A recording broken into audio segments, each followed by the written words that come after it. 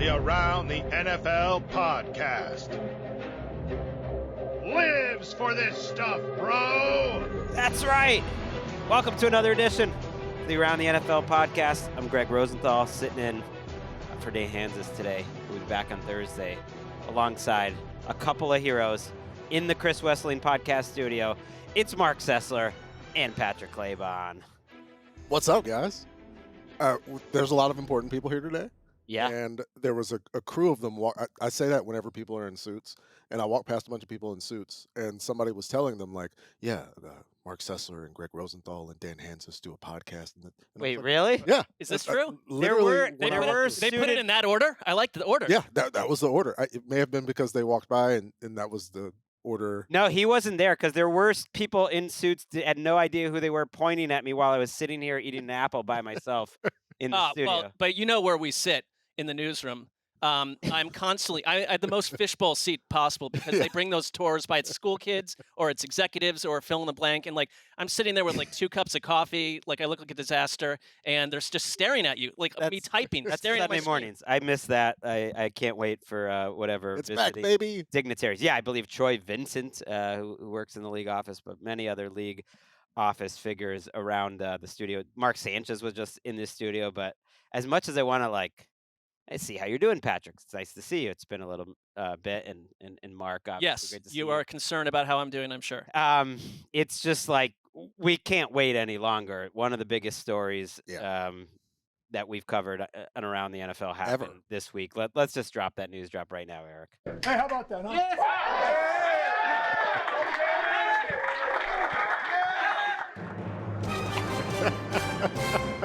That was Ron Rivera in the winning locker room. Commanders take down the Ravens on Monday Night Football.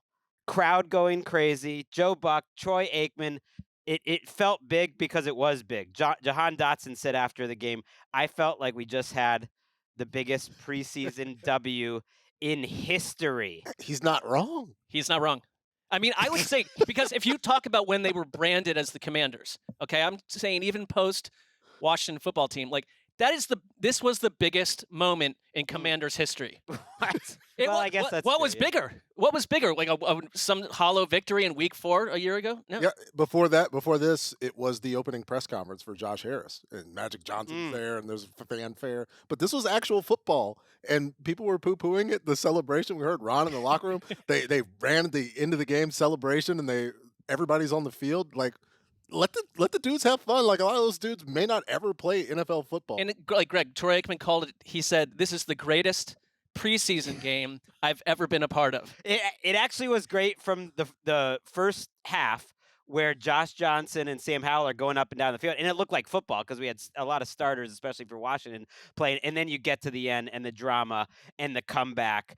And wait, who was it again? Jake Fromm. For Washington. And the excitement in Joe Buck's voice on the game-winning field goal was just incredible. The crowd is on their feet. That's Troy. This is good stuff. All right, here we go. Troy, I feel like, had a little tongue-in-cheek for perhaps most of the game. But it's still good for them to pretend. Listen to the crowd. Is good. That's a preseason game. And with 9 seconds left, the Commanders are on top by 1. Great job. Great job by Joe, of course, but also by the ESPN cameras immediately catching the awkward high fives for the ownership group in Washington. And that crowd was loud. I'm not shocked. The Raiders crowd, I got to admit, was very loud, louder than any preseason game I've ever been to on Saturday. I can only imagine what's happening. I'm sad that Dan's not here for this. Of course, he did the Hard Knocks podcast on Tuesday. Everyone should check that out. But I couldn't wait another day before we got there. Dan, I became very enthused by this streak that the Ravens, concocted, and I don't think it will ever be touched by any other team ever again while we're alive. But Dan offered that did say he would apologize after essentially guaranteeing a Ravens victory, and that will come tomorrow. Put a pin in that. We'll have to revisit. Dan did go live on Instagram during the final 6 minutes, and there was a couple penalties, a couple injuries, so it got stretched out where Dan was in his front room watching this game on Instagram Live for a cool 10 or so minutes. He got a little hyped when the ball through the uprights kind of had a little push to it. Yeah, He he yelled, he pushed it, and then had over the eyes. So It may have been ultimately Dan's fault that this happened. It Yeah. was. And look, emotions were running high. You may think we're spending a lot of time on this game. By the way, Sam Howell showed to me why he's going to be a fun watch this year. He's looking for big plays. He's not afraid to run the ball either. And he looked quite good in that game. Terry McLaurin, unfortunately, had a toe injury. He's day-to-day. That's a little concerning, turf toe injury. But there were high emotions on Washington's side. There were high emotions on Baltimore's side as well. John Harbaugh was clearly not happy after this game. Preseason games that people want to write about, some of you in here want to write about and say they don't mean anything because you never played the game. You never were out there in a preseason game. You never were fighting for a spot on the team. And yet you have the audacity to say that the effort that somebody puts into that to win and fight and win a game like that is meaningless. Tell me it was meaningless out there what you just saw. If you like football, is that a meaningless football game? I can't respect anybody that says that. Ooh. That's got to be tough for the guy that wrote that. I mean, he went there with the "you never played" scenario, which is sort of like infallible against most people. I mean, I'm kind of with him, but you can tell it meant a lot because he talked about how proud he was, and they did not want to lose this game. So I don't know. Baltimore, they only played a couple starters on defense. I think if you want to rewind Earth by a day or two and say maybe we just load that defense with all our starters and we keep everyone in here. I hate that this streak has been snapped. The second to last draft, I was wondering, are we going to get Josh Johnson back in here? Right. They actually haven't played. It's a misnomer. They haven't played their starters for most of this streak. They kind of take a pretty normal approach in terms of who's in, who's out. But rest in peace, Ravens preseason streak. My son Walker, I think, was alive before this started, but he can't remember. He was just an infant. Yeah. Was Malcolm alive for? Malcolm did not exist. He would not exist for 2 more years, and he's running around going into first grade now. My children were alive, but they were not. They did not remember that last victory that they had, the Ravens. The storied September 3rd, 2015 game against the Falcons. That's where this all began. 2015. Tiny nugget I wanted to throw in just from that game was I don't think Tyler Huntley's going to be on this team. You've been on this beat. Because Harbaugh's been the one that's on this beat. If you listen to his quotes all camp, he's made it clear that for whatever reason, this backup competition is wide open. We really like Josh Johnson. Tyler Huntley has to go earn this spot. He's not guaranteed anything. And you look at what they did this offseason. They looked into Baker Mayfield. They looked into Jacoby Brissett. Just something. And then you listen to the ESPN broadcasters who said point blank that the offensive coordinator, now Todd Monken, really loves Josh Johnson. I think prefers Josh Johnson. And won't another team come on, give up a 6th to 7th round pick swap or a 5th round pick. That's worth Tyler Huntley. He's a good backup. I mean, you can't have your backup making the Pro Bowl when the starter didn't. That's controversial at the at the core. Is that what happened? Yeah, I guess. Well, he was injured. Yeah. Lamar Jackson didn't make it. I'm just saying last year. Pro Bowl quarterback Tyler Huntley. I'm okay with it because Josh Johnson deserves this. That's pretty. It's a nice spot this has been something that we've been, and we saw he played well for the Broncos last preseason, and it's this is finally it. But then he gets cut, and I would like to see Josh Johnson finally be able to have a full season with one team where he can live his life because has generally looked good in the regular season. So we'll see. I think a lot of teams could use some backup quarterbacks. One team that won't though is the San Francisco 49ers.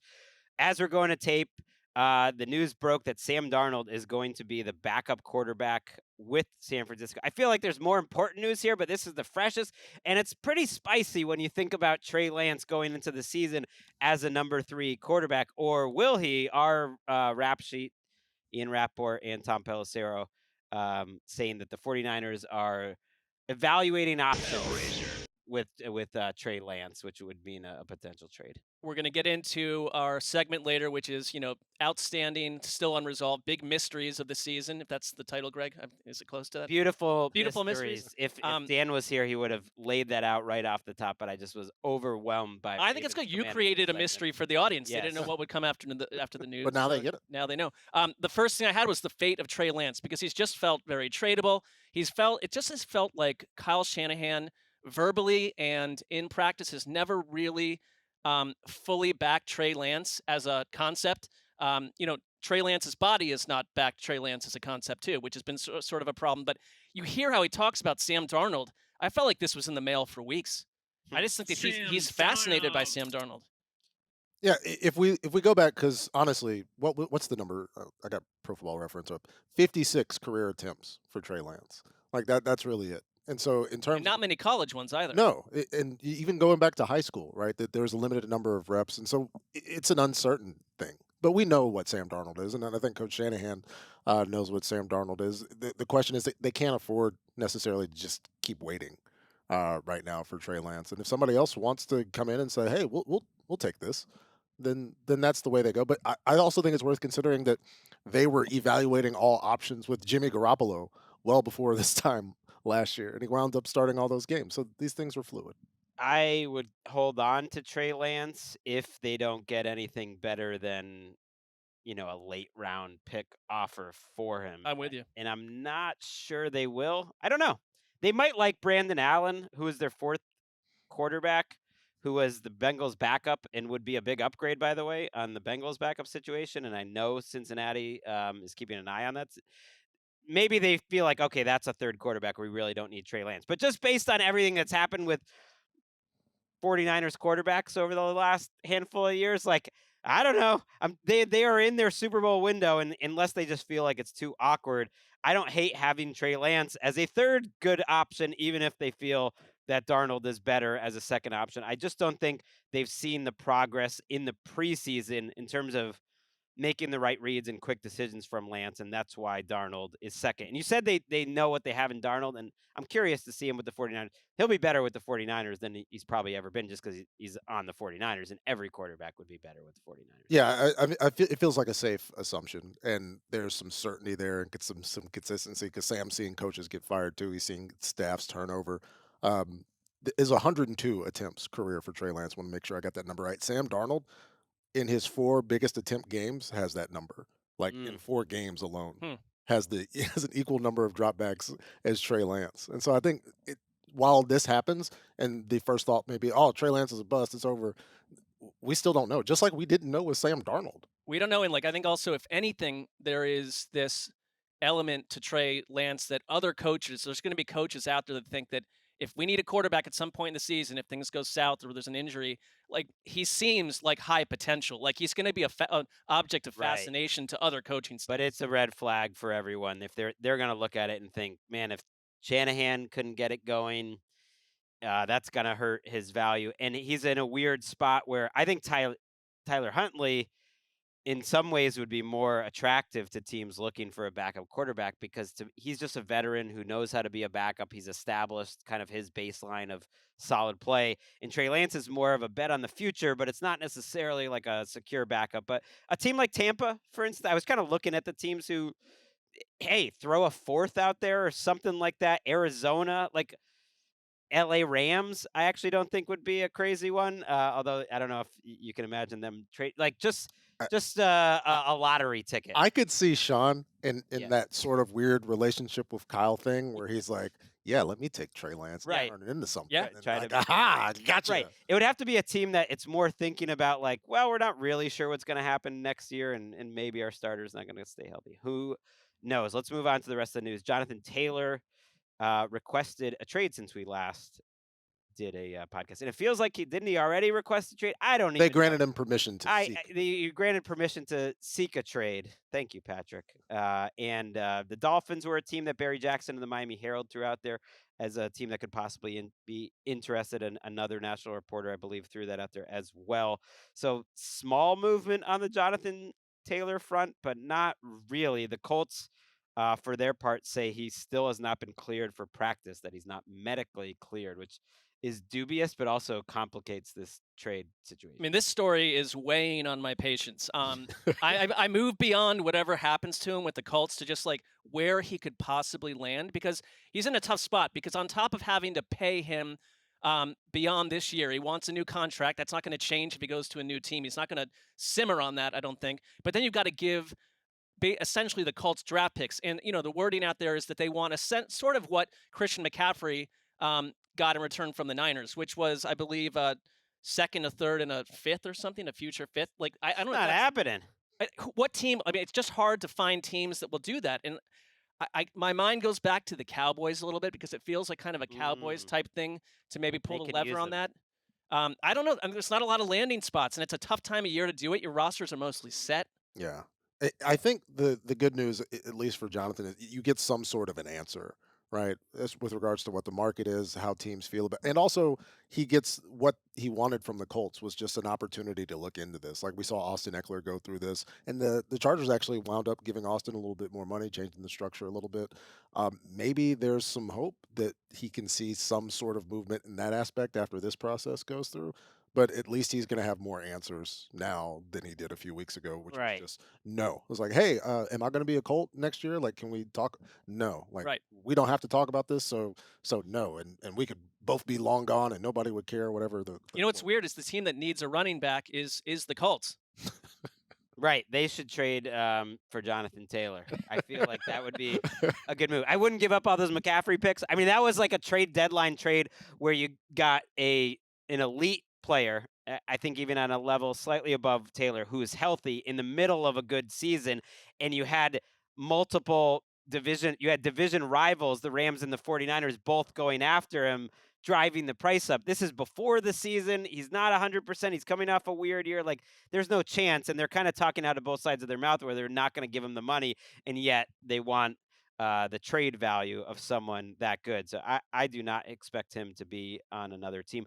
The one thing I would slightly disagree, Mark, is he might just take a trade and not look for the new money. That, like, if he got onto a good team, he might just be happy to get out of there and then try. I don't to play think it'll this be a year. talking point now, but Right. I guess he could go back into He free might. agency. But I think, like, in general, why are we in these situations with these running backs? Because they've gotten on a Zoom call together and wholeheartedly agree that their value is not being valued by other teams. And so it's like, I don't think that he's going to go quiet about that, but not right. Right. Not out of the gate. And I'm just guessing because one thing Stephen Holder, who's a good reporter of the Colts, pointed out this morning, he's at ESPN now, was at The Athletic.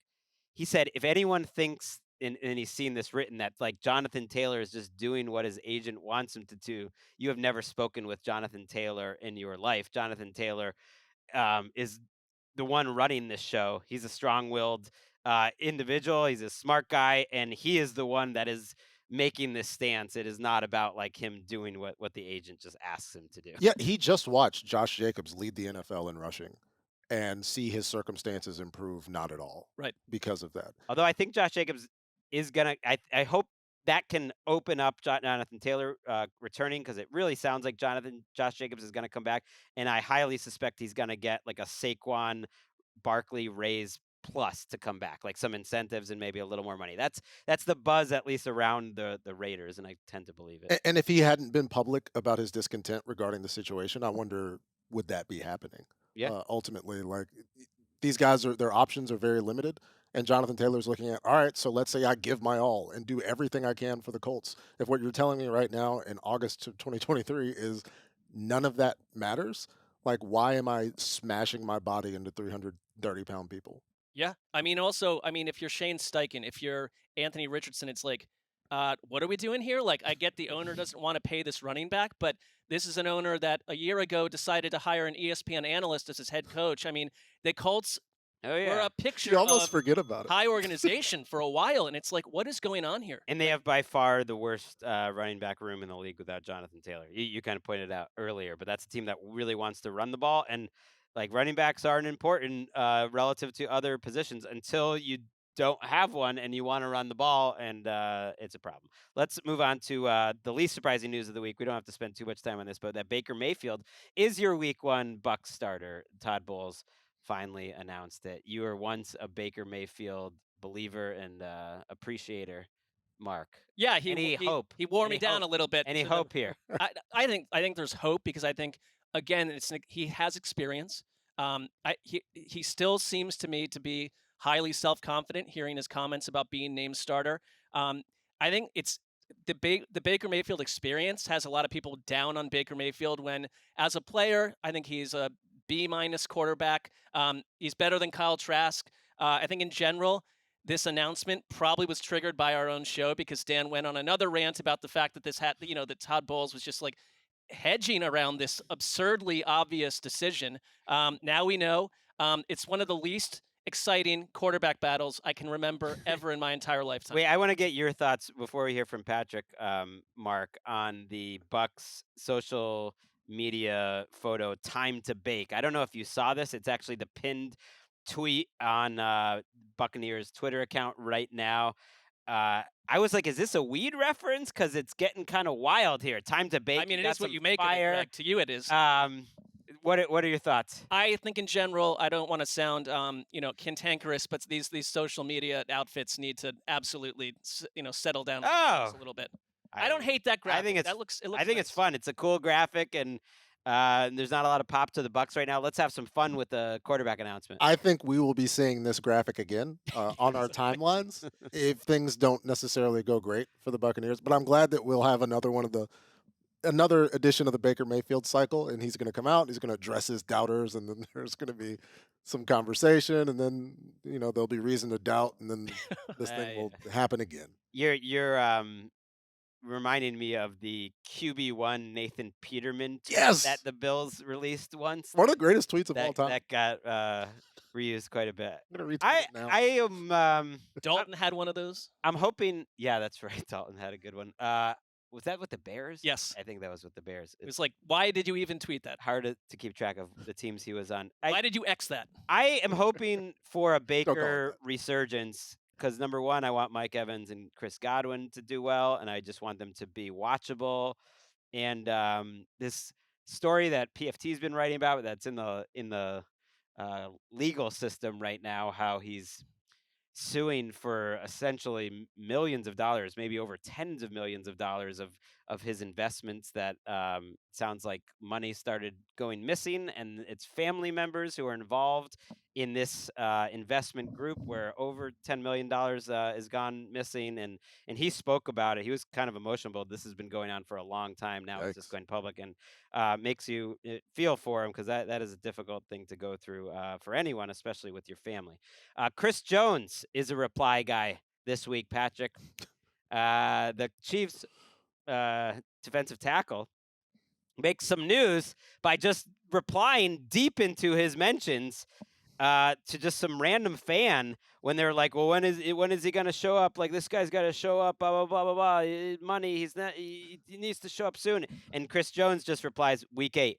That's when I can return. It's actually like, oh, that's actually kind of news. He's like, that's when I'm going to show up. And he had another response in the same thread where they're like, he's got to show up soon. He's losing millions of dollars. And he said, do they like on Roto-World, do they credit, not that the fan asked the question, so he's sort of like a reporter asking a question. Do they credit the fan? I think they credit Chris because Chris was the one that made the news. Jack Smith 2019. Chris said he had plenty of money, and I don't doubt him. He is going for his third contract, not his second one here. So he's banked some money. You buy it? It's a little. This one has more heat and maybe not animosity, but more doubt to it than any other holdout right now. Not Nick Bosa, not Christian Wilkins. Yeah, he's expressed a willingness and said that he's got plenty of money. Patrick Mahomes was at the mic, and of course, Mahomes gets these questions, and he said, he supports Chris. He's going to stay away from it, but you support people trying to earn fair compensation, and so I think, like, reading the tea leaf, maybe there's a little bit of budging from Veach and company. I don't know. It doesn't. There's no reason if Chris Jones, let's say he wants to come back week 3, why not let him think about week 8? Just throw that out there. It's all a negotiation. Yeah, he's watching, Dexter Lawrence, Deron Payne, Jeffrey Simmons, Quinnen Williams all get paid, and he is as important as anyone on the team to that defense. And I do buy it. I think he, you get to a point where he's willing to pay the fines, willing to let certain money go because he believes in himself. And I think if you're the Chiefs, it's like you're in this really special, unique place where you could win multiple Super Bowls. Like, pay him. Yeah, just pay him. His words were, "I can afford it." The reason I wanted to mention too, because it's like the temperature getting heat, brought up a little bit. Andy Reid said about Chris Jones, "There's been no communication. Whatever happens, happens. The game goes on." Nick Bosa is still holding out, and yet I just am not worried about that one. I just think that one's going to happen before the season.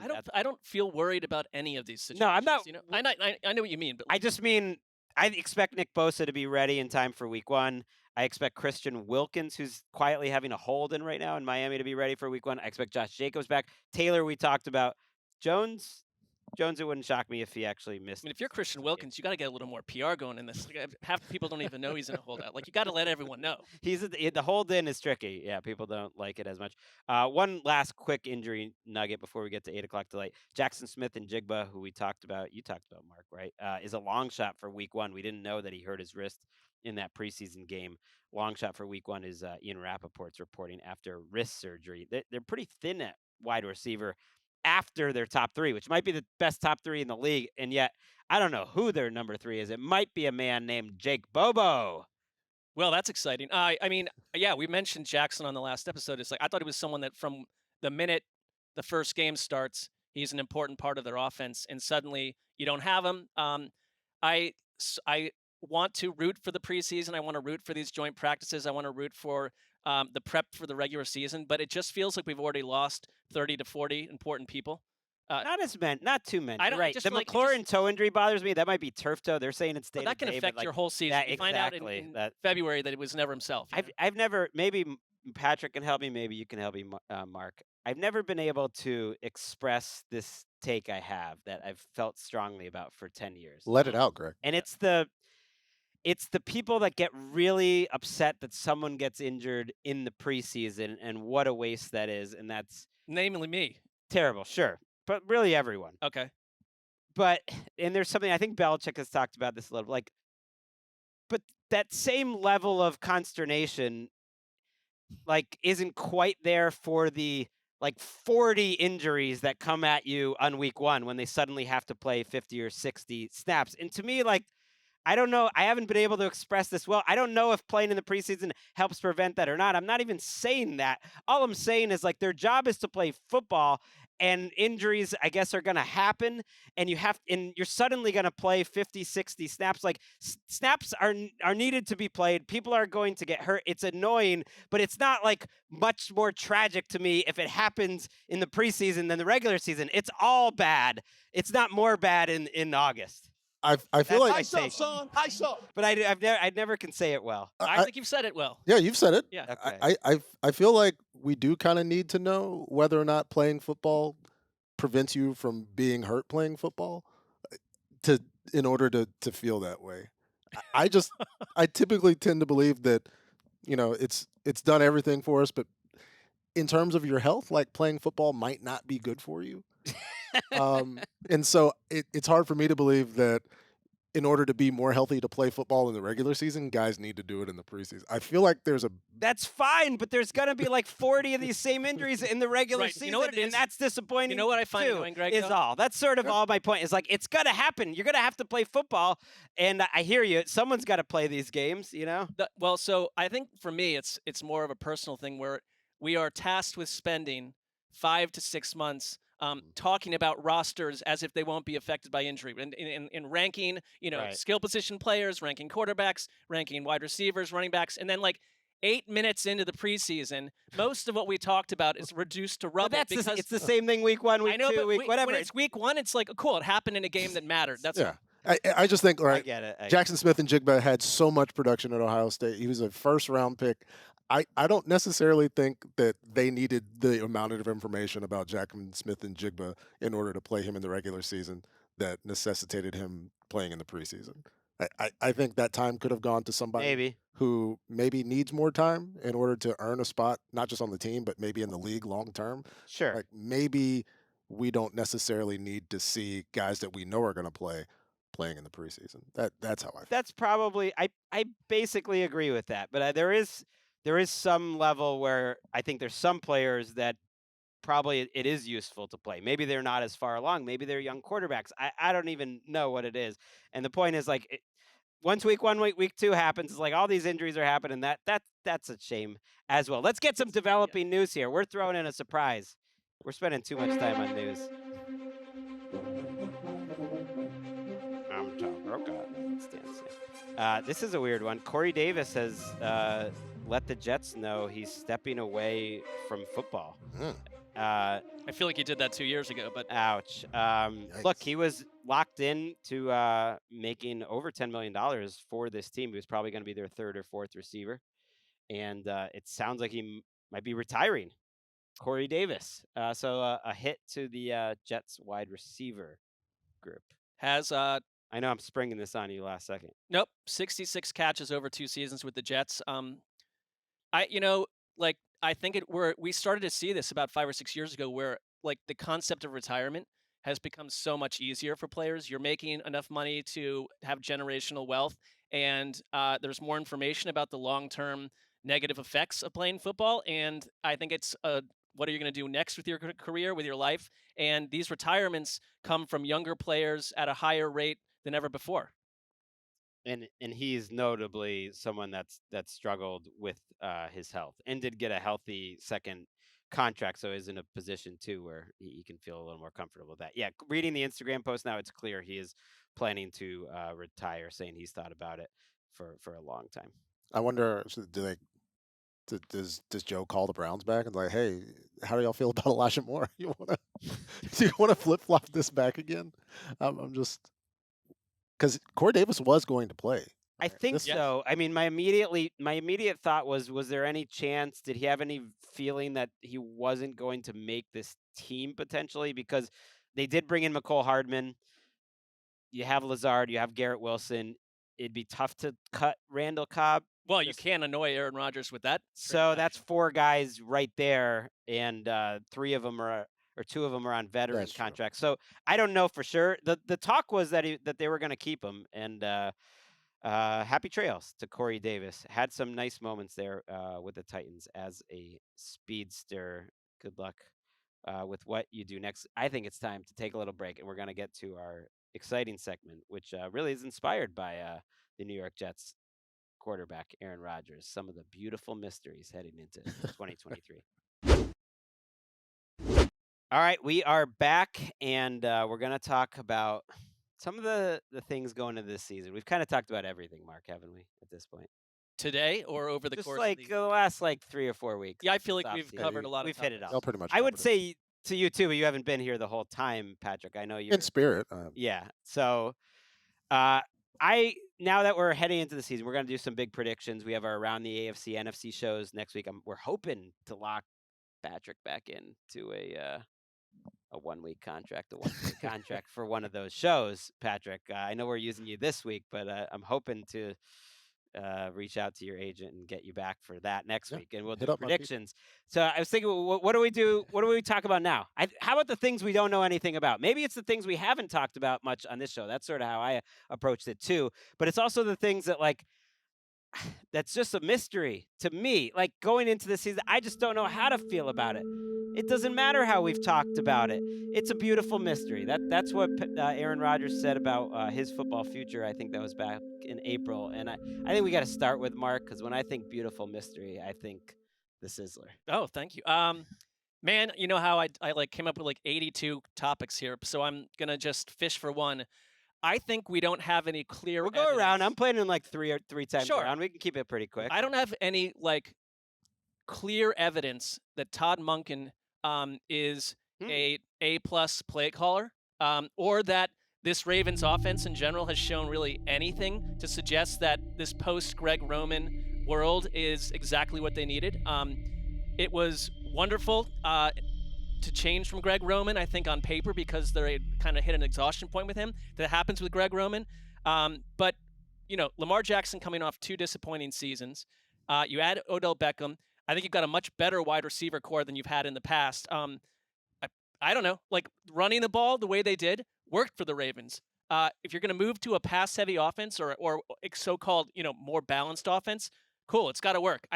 We've seen nothing in the preseason that suggests to me that we know it's going to work. No, I don't think they're going to show that at all. And that was a great, beautiful mystery to get us going. I think you're right. I heard it was Collinsworth, actually. He was on Mina Kimes' podcast. I listened to that episode, and he thought the Ravens were as maybe variable as any team in the league. Like it could actually go terrible. I don't see that happening. They're such a good organization. They're so talented in terms of their coaching. Well, it rarely goes terrible, right? But just like that, he had questions about the defense too.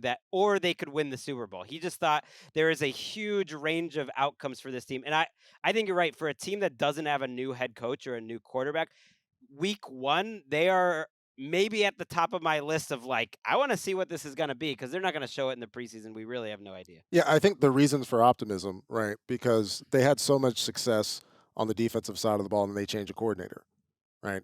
And Harbaugh's making that decision, and I think ultimately they feel good about that. And it was decision. a very specific coordinator, Gregg Roman, who really there wasn't like a Gregg Roman tree out there. You know what I mean? Like that was the only Gregg Roman offense, so it's going to be different. Yeah, and so now it's, I think, the subtraction part, right, where it's no longer Gregg Roman. There were some issues in the passing game with the concept. Guys were in the same place. You had Pat Ricard running digs, and it's like, wait, like this offense needs to grow. It needs to change. I don't think having Todd Monken eliminates the capacity for them to run the ball in the way that they have. But differently, maybe. Yeah, but there is that question of, in terms of calling the plays as a play caller, you're right. It is a mystery, but are we going to find out how much of a detraction, like late stage Gregg Roman was, right? And how much was he holding the offense back? I think we will get an answer there, and maybe we'll get an answer on Todd Monken, or maybe it's just you have an exceedingly talented quarterback who got hurt in the pocket. Like it wasn't like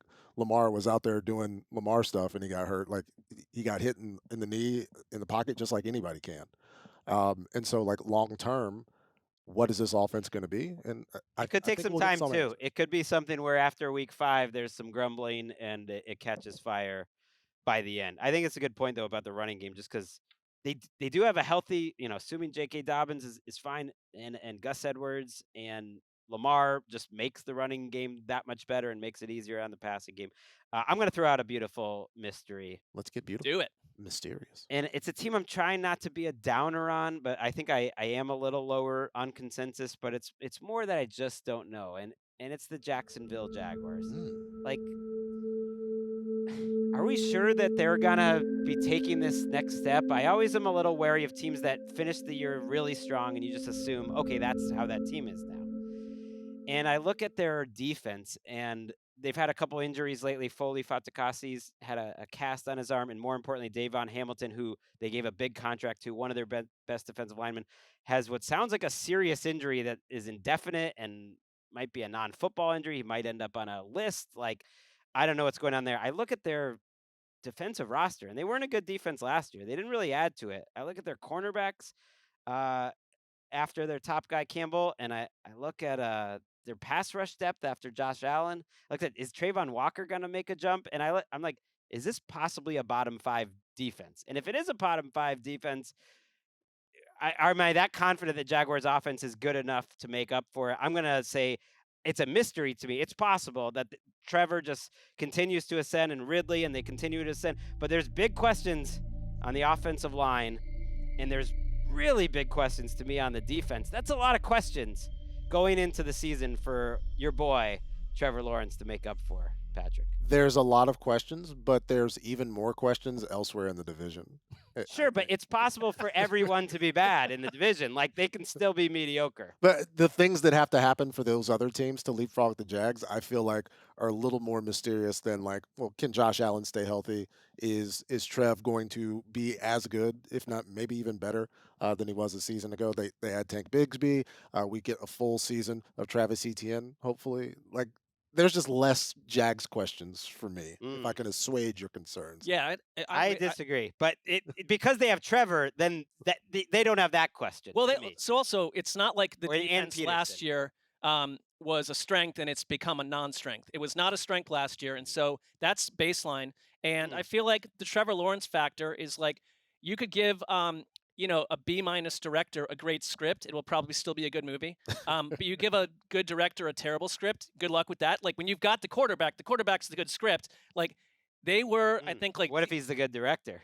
He could. Well, Doug Peterson did a pretty good job with that last year. Yeah, that's fair. And I mean, he just grew as much as any quarterback in the league next to maybe Justin Fields. Like I think there's nothing about that felt half baked. It felt completely tangible. And DVOA wise, like their offense over the final 6-7 games of the season was terrorizing teams. And so I just like that as your court. Now their over under I think was 9.5. To your point, Greg, I was like tempted in that one episode to go under, because I don't think you're going to get the last 5 or 6 weeks of the regular season last year just all over again necessarily. But to Patrick's point, the environment is better than if you were stuck in the AFC East. I hear that. I think it could be an environment where the division standings look similar to last year. I was going to make this a whole AFC South thing, and then I decided just to make it Jaguars. Or it's a NFC South from a year ago. And like, if you told me that the Jaguars are a little bit of a letdown and they actually win the division, winning 8 games or 9 games, like that feels possible to me, because I just think they're counting on Trev to do a lot. Give me a beautiful mystery, Patrick. Okay, I'll give you a beautiful mystery. It comes out of my mind and trying to change the way I feel about something. Because with players, my constant idea is, well, both of these guys could be good. I don't afford that leniency to coaches. And we saw a change in the offensive coordinator spot in Dallas, and now Mike McCarthy's calling plays. Kellen Moore is over here across the street. And in my mind, one of these coaches has to be good and another has to be bad. But could the Chargers and Cowboys both have top 10 offenses? Ooh. Everybody's good. It was just not meant to be. A win-win. Is that possible? I think absolutely. Because first of all, like personnel-wise, they've got the makings of 2 top 10 offenses. Mike McCarthy, we've got a lot of history of him doing very well at calling plays. But Kellen Moore also. Kellen Moore is not like there was a bit of a power issue there and things needed to change. I think Dak's meltdown led to some of that too. Kellen Moore to me has proven that he can do it. I like the idea of Kellen Moore or anyone with Justin Herbert doing a better job than last year's coordinator in Los Angeles. I just think Kellen Moore also and Justin Herbert are like legit close friends who have a shared background, and like they've talked all along about they want to really tailor things to make Justin Herbert comfortable in the offense. That was not happening last year, and so I think it's arrow up on both teams. Kellen Moore, yeah, I think both could be better. I just think the Cowboys are in a better situation health-wise and depth-wise. I just like the look of their team, and Kellen Moore. I like what I've heard in terms of their running game, a little more of a north-south running game. Even an average like first and second down running game would really help Herbert. And I don't know what Kellen Moore is doing behind the scenes, but I mean, forget Bruce Arians. He's the new quarterback whisperer. I mean, Dak was like his best buddy pretty much. And now Justin Herbert, maybe he's learned just like if you're friends with these guys, you're going to have jobs forever. Tether yourself to a really good quarterback. Things will be good. Right. It wasn't even intentional because he was, Dak, I was there the day Kellen Moore unfortunately broke his ankle, which led to Dak Prescott becoming the number 1 quarterback of the Dallas Cowboys. Let's get another beautiful mystery, Mark. So we are situated about 100 feet away from SoFi Stadium. We've talked about the Chargers. I think it is a true mystery. Is it a beautiful mystery? TBD. But who are the Rams? What on earth are they going to look like? And I guess I'd be more down on the Rams, except Sean McVay seems more delighted and joyful than really ever before. I know that he's on a personal journey to try to maybe have less of his darkness spread over the whole team if things start to go south, but he seems to be more, I guess from a coaching angle, more jazzed up than I can recall in a long time. But then you look at the Rams roster and like talking of the Chargers running game, they destroyed Los Angeles on the ground a couple weeks ago. And the Rams to me seem very sort of beyond Aaron Donald, floating on that entire side of the ball. Then you've got Matthew Stafford and Cooper Kupp on an offense that's pretty shaky too. And it's like, do the Rams get 8 or 9 weeks into the season and say, we can shop some of these parts if we want to truly get into a deeper rebuild? Or is this the beginning of the rebuild? And like these young guys on defense gel and look more surprising than we expected. I just have no concept of what the Rams could be. I think they're probably 5 or 6 wins, but does Sean McVay have a trick up his sleeve? I'm with you on him being in a better mood. There was this clip of him going around calling the Rams game because I think in this he gives up play calling and he joins the broadcast. Right. It was Andrew Whitworth, Andrew Siciliano, our buddy Andrew. And he calls the pick 6 that the Rams had in the second quarter. And I got to say, Amazon offered, I think, McVay all that money, supposedly. if we could get McVay to announce Rams games as they're happening, we're really onto something. I think they should pay a lot of money, and I think that would be a fun way to connect fans to the game. He also dropped an S-bomb on that Oh, he call. did? I Yeah, didn't know during that. because I was watching the broadcast as it happened, and I think he knows you're not supposed to, but he also knows that as fans we like hearing that. Sure. It gives us a little like, oh, this guy's being real. This guy's being authentic, and I think he knows. And that part of it is fun. I'm glad to see Sean having fun and not being like remote, like morose, like, yeah, this may be my last game. I don't Yeah. know. Everything is bad. So I like that.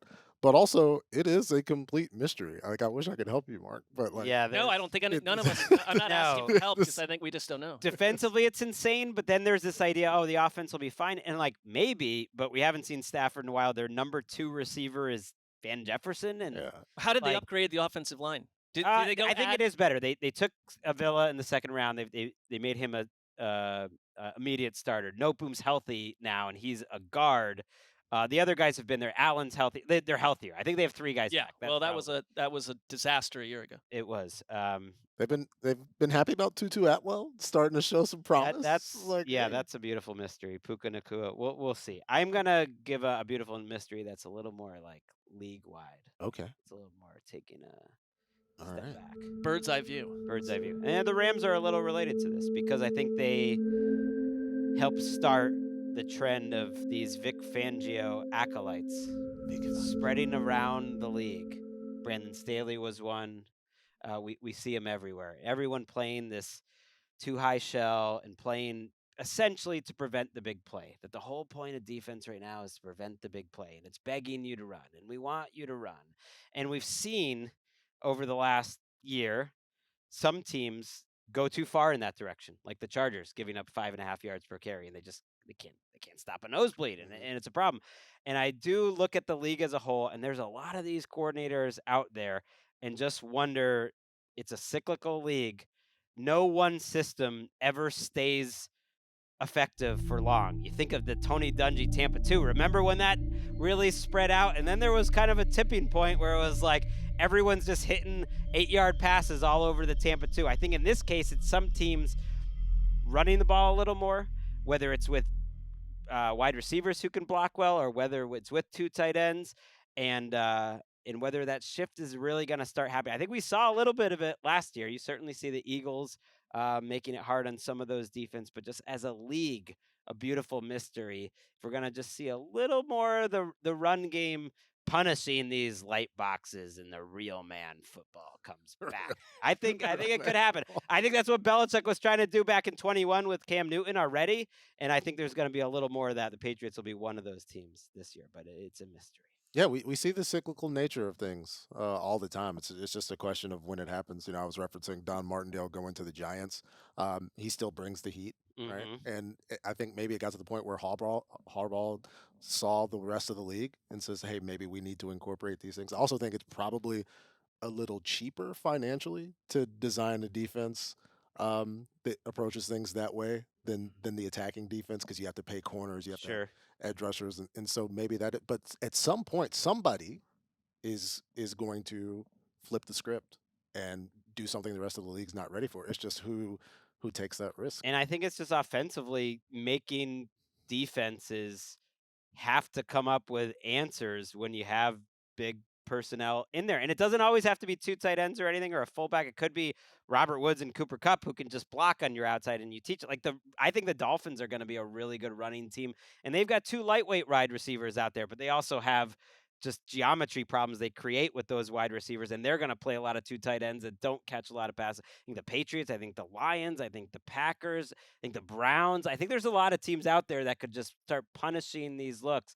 And you saw the numbers for rushing last year were up. It was more effective last year to run the ball than it has been for many years. I could totally see that. I mean, I think also we're in a time where, I think of the play caller series that Jordan Rodriguez did, where your head coaches now are vastly offensive minded. Like that was not the case a long time ago. And I think that the environment of your entire organization is innovative, and we're going to do things differently and zig when other teams zag. But I also look at like what the Ravens did with at the outset of Lamar's starting reign and under Harbaugh, that was, I thought, incredibly inventive and open-minded to just become a 1970s team that hammers people on the ground. But you didn't get 22 teams to copy them. No. Like, I think in general, like, it's still a quarterback's league. It's still going to be, you're in too many situations where the passing game is too effective and needed in certain situations. So Sure. I don't know if you're going to get 18 or 19 teams that suddenly turn us back 2 or 3 decades. No, I but don't see that. if the teams that are doing it, Atlanta being maybe foremost among them, maybe it's Baltimore. Like if the teams, the Philadelphia certainly, like if the teams that are doing it start to be more and more effective, I think the Patriots are going to try. I don't know how effective it'll be, but I think they'll try. Maybe Patriots to try not being completely boring to the eye on offense. How about that? Maybe the thing that does finally go by the wayside this season is like the early era Brandon Staley Chargers mindset, where it's, hey, it's really hard to run the ball 4.5 yards a carry every single play, and then teams came out there and did that. And like have continued. He's still saying that. He's so still it's like saying that. maybe we make some changes You to get rid of that mindset. Right. You got to have guys up front that are, if you're only going to have 6 guys in there, you better have some great run blockers among those 6 guys. Let's go, Patrick. And then let's wrap with a speed round. Let's get a third round, but we'll do it quicker. Okay. Somebody's going to go worst to first. We know that. And it's a mystery right now if I'm just riding the high of the greatest preseason football game of all time. Is that team the Washington? Oh, this was going to be mine. That's good. I'm glad you took it. We can just have this convo. I don't know. They are a beautiful mystery. There is something about that game, and I started thinking of Team of ATL, and I was like, wow, how transgressive would it be after years of, I at least said that I don't hate any team except for one. There was one team out there that but the source of that hatred was the ownership. It's gone. I'm like the Commandos fans out there that feel like reborn. And then I got Sam Howell slinging. I gotta admit, I kind of like Sam Howell. Maybe Eric Bieniemy actually runs a really fun offense. He's shown some fun stuff so far. Like you've got a nice coach you like. You've got a defensive line that you like. I'm kind of feeling the Commanders. Worst to first. That is aggressive. The Eagles won 6 more games than them a year ago. That's aggressive. The Cowboys won 4 more. The Giants also went to the playoffs. So you're going to need a lot of calamity to occur to those other 3 teams. Another team I think that would like to run the ball quite a bit and play defensive and Washington. Power football. Washington. Yes. I just think them as a fun entity is such a value add potentially. It is. My mystery would be more like, wait a minute, Sam Howell, who we've been kind of giggling at the concept of them not really going out and getting a bona fide. Well, no, but just in general, Washington under Ron Rivera is like, we're just going to get by at quarterback while the rest of the league seeks a franchise starter. Sam Howell looks really spicy. They've been saying all along they believe in him. I thought with this one game sample size from a year ago wasn't enough to completely convince me. But even just a couple days ago against the Ravens, I'm like, sure. I watched Sam Howell, and it's like the kind of quarterback I like watching. So if he's watchable and he's productive, there already were a lot of parts on both sides of the ball in Washington. So 8-1 a year ago, they can be better than that. They could win 10, 11 games. In a best case scenario, he is a better version or a rich man's Baker. Which is to your point, your kind of quarterback. There's some big, a little more physical. Let's not drown the hope already. No, I just think a better version. Like if he's going to be a better runner. Obviously, he's and a more physical guy. But I think he's got some Baker-ish tendencies. But like if you could be a Baker that processes and makes better decisions, I think you would have something talented. Yeah. All right, let's do a speed round and get out of here. Okay. You want me to go? Sure. All right. I wrote this down, but I kind of think I already know the answer. Are the Raiders a disaster or maybe good? I think they're a mess. But my second question to that is, this is where the preseason, the offseason's been so long, because you had that famous rant they used on GMFB. Well, no, I went through all these other AFC teams. It's like, are the Raiders better than any of these? And it's like 10 AFC teams. It's like, not really. But then I do wonder if, Josh McDaniels worked forever with Tom Brady. Tom Brady had a very fascinating origin story. What if we're on the verge of an Aiden O'Connell revolution where we get it, Jimmy G? I think people are too down on Jimmy G, but what if Aiden O'Connell can actually play? He was a fascinating college player. And we're 6 or 7 weeks away from a Jimmy G injury where Aiden O'Connell comes in and makes the Raiders a totally enjoyable product. This is how the off season's so long that now I start going against the takes I had because we've sat with them too long. I'm with you. I'm sort of now like, oh, maybe the Raiders will be interested. And I've gone the other way with the Dolphins, which was going to be my last beautiful mystery. I'm going to skip that. It's like I was so high on them at the beginning of the offseason. Now I'm like, maybe that they won't be that good. I'm going to finish my beautiful mystery with a player, Justin Fields, who is to me a beautiful mystery because he's one of the greatest running quarterbacks of all time in terms of his running ability. That was a surprise that he was that good as a runner. He's sort of been a little opposite of his profile coming out of school. Like, yes, his deep accuracy is supposed to be great. We just haven't had a chance to see a lot of it. I don't know what to think about Justin Fields. I think the ceiling is so high. I think the floor is a little lower than I would like. I'm looking forward to watching him play, but that offense to me is a beautiful mystery. And I'm not confident going into the season that he's going to be great. But if you told me he had a Jalen Hurts type of year where he's in the MVP, like that wouldn't shock me either. So to me, Fields is just a mystery, especially what they do in terms of the passing game, how they do the running game this year. I'm not sure what we're going to get. I'm confident. You are. I think he doesn't have Jalen Hurts type pieces seen it enough around, but like when you go from Equanimeous St. Brown being your best option at receiver, DJ Moore, like I have to feel better about that. You're probably right. It's partly the Getsy thing. It's partly I haven't felt overly confident with the tape he's put out there passing the ball. Not as good as I expected. There hasn't been like great glowing reporting around Fields over the past month plus. It's been a sort of a strange preseason for him. It always but it's all there for him to No, be it is. great. It always concerns me though when like 98% of the people just assume he's going to be Jalen Hurts' growth process. Like we don't know that. Like just because there's someone that we saw do that doesn't mean that he can accept at least half of his game. I thought he got better as a passer, first of all. He really did. I think that's a little bit slept on. Like doing QB index, there was no quarterback that people would reply on X in my mentions and say, like, this guy actually stinks. You keep rising him up the rankings. And, like, no, he's devastating people with his legs. And can he grow as a passer? Like, shouldn't most quarterbacks be growing as a passer from year 2, 3, 4?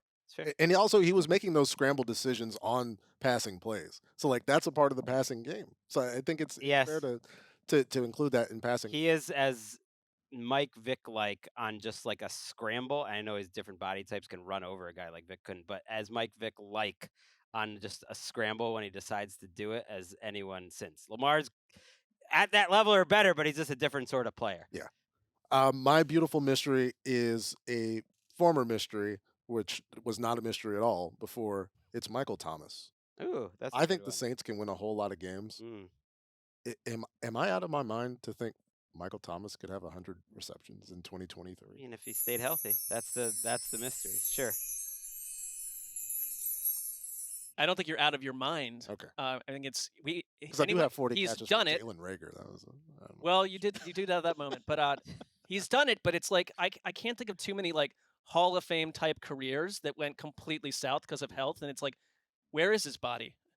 It also might be tough just because I think Olave is the one there. He's so good, and Juwan Johnson's gonna get his share.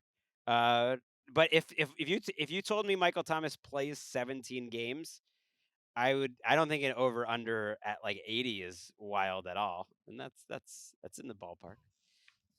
Hunter Renfrow caught a lot of balls. Derek Carr, I'm just saying. That's fair. That is it. We've hit the beautiful mysteries. Thank you, Eric.